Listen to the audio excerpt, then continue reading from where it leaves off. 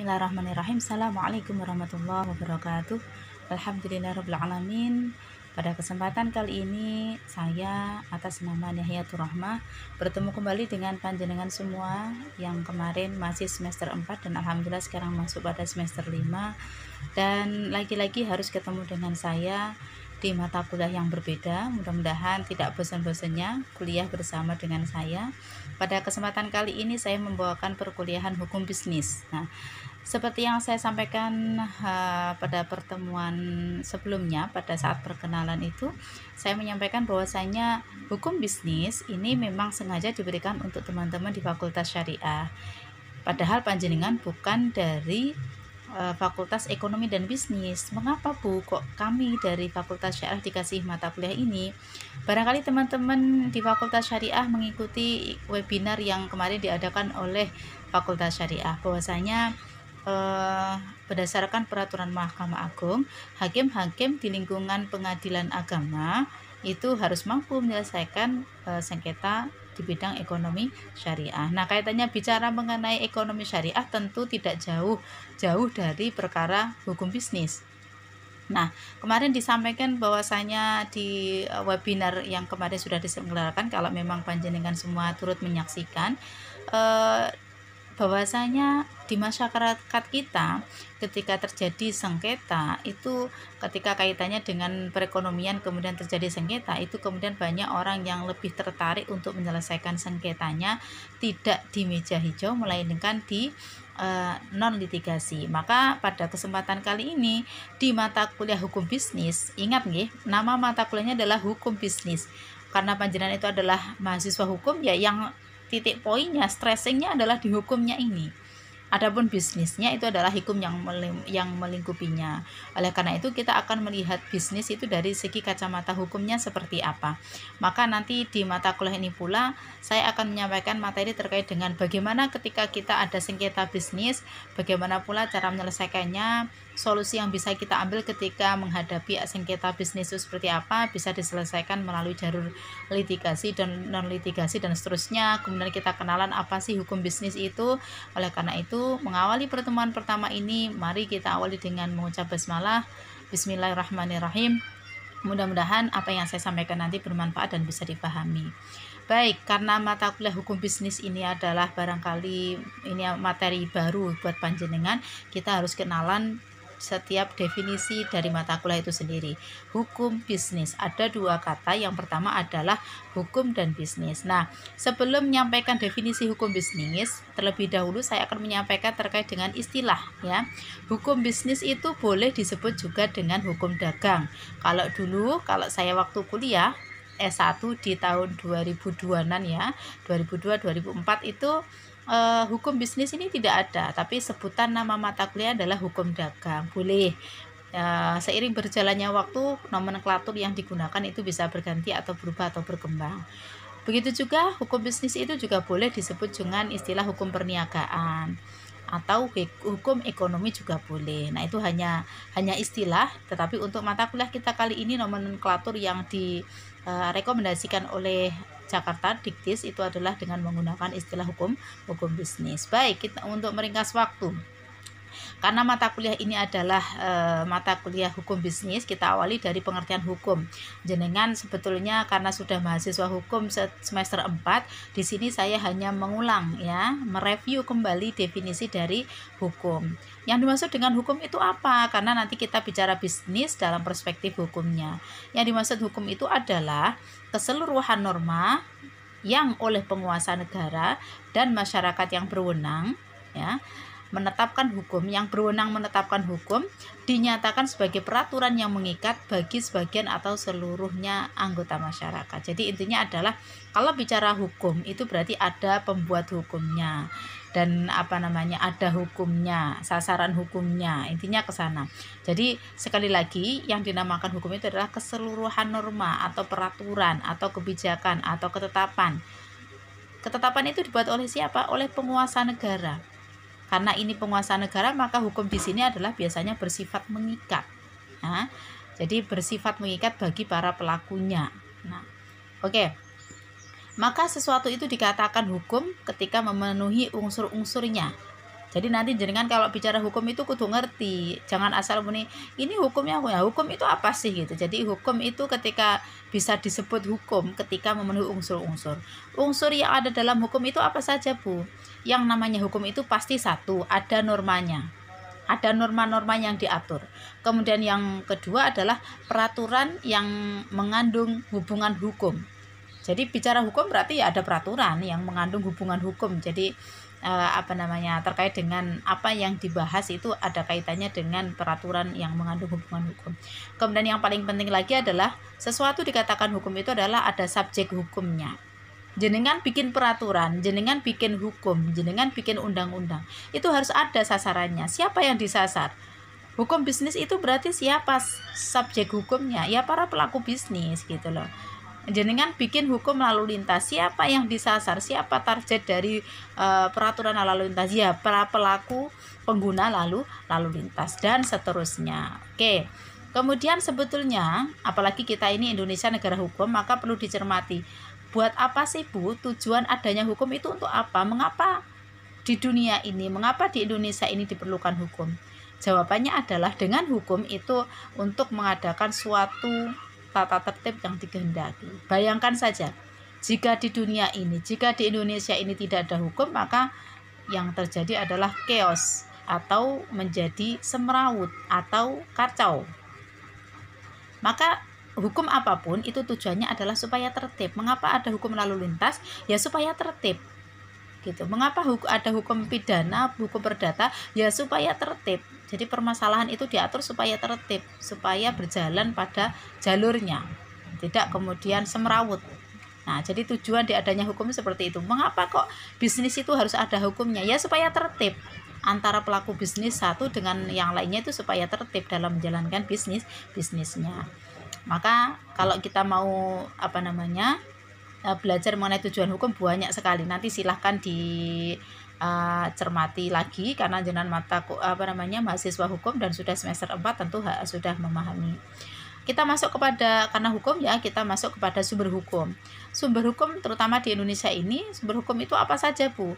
Ya bisa peraturan perundang-undangan, bisa hukum kebiasaan yang berlaku di masyarakat, bisa berupa perjanjian, bisa merujuk kepada jurisprudensi sebagaimana yang pernah saya sampaikan di webinar kemarin.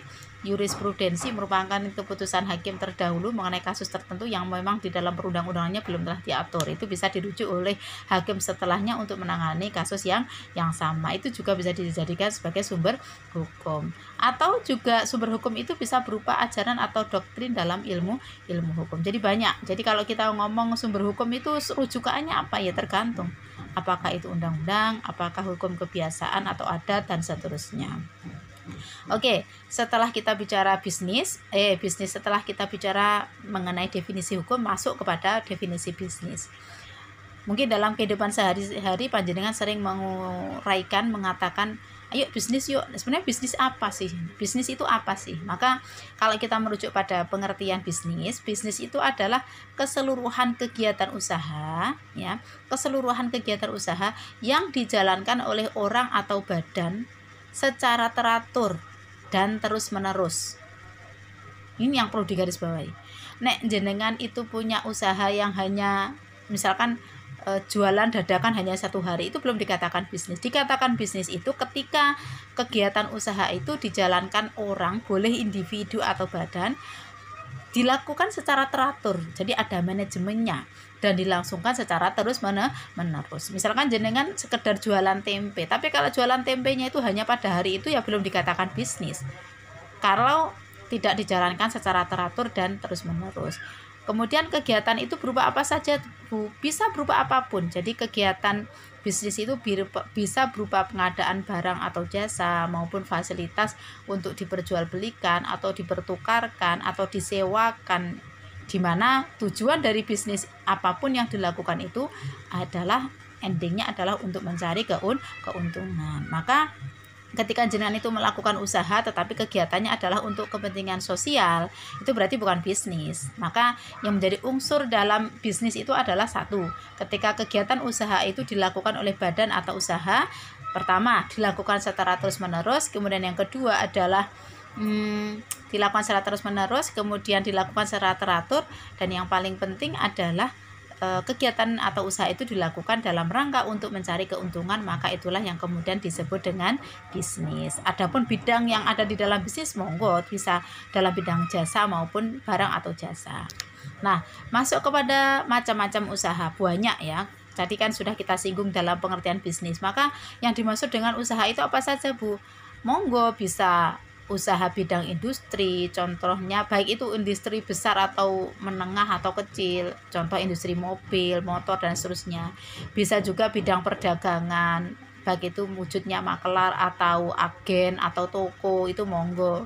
Kemudian usaha itu juga bisa dalam bidang jasa, menjadi seorang konsultan, menjadi akuntan, menjadi kerja di perhotelan, asuransi. Itu berarti bisa bekerja atau bisnisnya dalam bidang jasa. Atau juga bisa di bidang agraris, pertanian, perkebunan, dan seterusnya. Atau juga bisa di bidang ekstraktif dalam urusan pertambangan. Itu juga disebut dengan bisnis. Oke, kita lanjut. Siapakah yang menjadi pelaku bidang usaha? Nah, subjeknya itu siapa? Pelaku bidang usaha itu siapa? Dilakukan oleh orang atau badan sebagai pelaku bisnis. Jadi kalau pertanyaan siapa pelaku bidang usaha? Ya bisa wujudnya individu maupun badan. Ya, bisa dilakukan oleh orang atau badan. Tetapi yang perlu dicermati adalah pelaku bisnis atau subjek hukum itu karena wujudnya bisa secara individu maupun badan, maka harus dipahami kalau manusia sebagai individu itu berarti subjek hukumnya dalam arti biologis sebagai perorangan ya. Tetapi kalau pelaku bisnis itu berupa wujud badan hukum, maka harus punya subjek hukumnya dalam arti yuridis sebagai fenomena hidup di dalam masyarakat. Maka ada ada perizinan dan seterusnya, itu nanti kita sampaikan ya. Jadi subjek hukum itu segala sesuatu yang dapat memperoleh, mempunyai atau menyandang hak dan kewajiban dari hukum. Adapun subjek hukum sudah saya sampaikan tadi, bisa berupa manusia secara individu atau perorangan atau badan hukum. Maka manusia-manusia yang seperti apa yang bisa menjadi subjek hukum? Ya mereka yang sudah dianggap dewasa. Ya, sudah dewasa, cakap dalam melakukan tindakan, tidak di bawah dalam pengampuan. Adapun yang dimaksud kalau berupa badan hukum itu ya bisa badan hukum yang sifatnya publik atau privat. Oke, dari beberapa penjelasan yang sudah saya sampaikan tadi, maka kesimpulannya adalah yang dimaksud dengan hukum bisnis itu adalah keseluruhan norma atau peraturan yang mengatur semua kegiatan bisnis, industri maupun keuangan, semua kegiatan yang berhubungan dengan produksi dan pertukaran barang atau jasa, semua urusan keuangan yang berhubungan dengan kegiatan bisnis dan kegiatan lainnya. Intinya adalah karena hukum bisnis, maka keseluruhan norma yang mengatur tentang bisnis. Intinya ke sana kalau kita bicara mengenai pengertian hukum bisnis. Nah, kalau kita mengacu hukum bisnis di Indonesia, sumber hukum yang digunakan itu bisa merujuk pada dasar hukum tertulis yang terdapat dalam KUHD ya, Kitab Undang-Undang Hukum Dagang, atau juga merujuk pada Kitab Undang-Undang Hukum Perdata. Kira-kira seperti itu. Jadi nanti kaitannya dengan hukum bisnis yang umum loh ya. Ini bicara hukum bisnis konvensional. Itu nanti kita merujuknya kitab suci yang digunakan adalah KUHD, Kitab Undang-Undang Hukum Dagang, dan Kitab Undang-Undang Hukum Perdata. Baik, selanjutnya adalah melanjutkan pengertian terkait dengan tadi, bahwasanya subjek pelaku bisnis itu bisa berupa wujud manusia secara perorangan atau badan lembaga. Nah, manusia di sini sebagai subjek hukum telah mempunyai hak dan mampu menjalankan haknya dan dijamin hukum yang berlaku. Nah, dalam KUH-Per, Kitab Undang-Undang Hukum Perdata, pasal 2 itu disampaikan bahwasanya anak yang ada dalam kandungan seorang perempuan dianggap telah dilahirkan bila kepentingan si anak menghendakinya dengan memenuhi persyaratan. 1. Si anak telah dibenihkan pada saat kepentingan tersebut timbul. Kemudian yang kedua, si anak harus dilahirkan dalam kondisi hidup. Dan ketiga, ada kepentingan yang menghendaki anak tersebut memperoleh status sebagai hukum. Artinya kita bicara subjek hukum sebagai manusia secara individu ya. Barangkali begini, ada seorang miliarder begitu memiliki pewaris tunggal, dan pewaris tunggalnya itu, calon pewarisnya itu masih di dalam kandungan. Maka barangkali si orang tuanya itu membangun sebuah perusahaan tetapi diatasnamakan anak yang masih di dalam kandungan tadi. Maka kalau merujuk pada pasal KUH Perdata ini bisa jadi subjeknya itu adalah anak yang masih di kandungan itu, asalkan memenuhi syarat yang sudah saya bacakan tadi, bahwasanya anak itu memang betul-betul dibenihkan, artinya muncul dari perkawinan yang sah. Kemudian anak itu ketika memang nanti terlahir masih dalam kondisi hidup, berarti kan diakui keberadaannya, dan kemudian memang ada kepentingan ya, kepentingan yang menghendaki demikian, karena memang orang tuanya menghendaki begitu anak itu terlahir itu status hukumnya langsung memiliki sebagai subjek pelaku bisnis, kira-kira seperti itu. Bisa saja hal itu terjadi. Kemudian berikutnya adalah manusia dalam kaitannya hukum bisnis itu sebetulnya memiliki dua kewenangan. Ya, kewenangan apa punya dimaksud? Satu. Oke, berikutnya teori terkait dengan pelaku bisnis atau subjek pelaku bisnis nanti bisa berupa manusia atau badan hukum. Nanti silakan dicermati di slide PowerPoint-nya, bisa dibedakan manusia ketika menjadi subjek hukum sebagai pelaku bisnis itu syaratnya seperti apa, kemudian ketika subjek atau pelaku bisnis itu berupa badan hukum syaratnya bagaimana, silakan dicermati, sehingga pada akhirnya nanti masing-masing subjek hukum memiliki kewenangan atau hak dalam melakukan bisnisnya. Kira-kira itu, silakan dipelajari, barangkali mencari referensi yang terkait, monggo dibaca terkait dengan definisi hukum bisnis, berikut sumber hukumnya, dan pelaku bisnis yang terkait di dalamnya. Kira-kira itu untuk pertemuan ini, mudah-mudahan bermanfaat dan bisa dipahami. Kita akhiri dengan baca hamdalah. Alhamdulillahirabbil alamin. Kita ketemu di pertemuan berikutnya dengan tema yang berbeda. Assalamualaikum warahmatullahi wabarakatuh.